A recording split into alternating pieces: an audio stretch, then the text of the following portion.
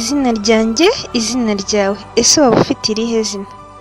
Umwanya ntuye kugira ngo umenye ubusobanuro bw'izina ryawe ndetse umenye ibikuranga bitewe n'izina ufite. Ibikuranga ndavuga imico cyangwa imyitwarire.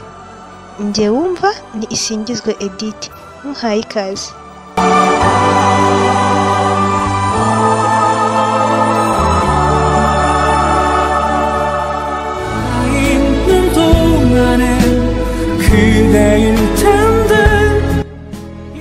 Edith, izina ry'umuntu utapfa kumenya uko ateye.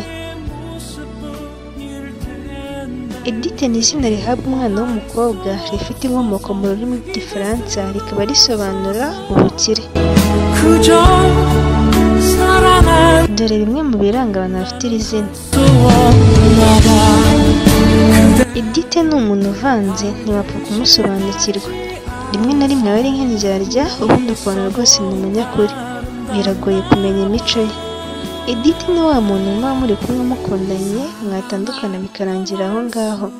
Najya agora umutima we ngo biteho umwanya, yibaza ku byarangiye kandi bitagishobotse. Edith agira umwete mu kazi, ahora akeye kandi icyo yemeje kugira akigeraho ndetse agakunda. Edith arashabutse, ntanega mu ijambo, usanga aba ari umuntu uzi gutanga ibitekerezo cyangwa ufasha abandi mu gutangiza imishinga. Edith ni umuntu umenyera vuba, aho yagera hose abasha kuba mu buzima asanze abandi babayemo. Edith akunda gutembera, ibintu byo kwicara hamwe biramuvuna, ariko kandi yishimira ibyo aba yaragezeho akanitangaho urugero.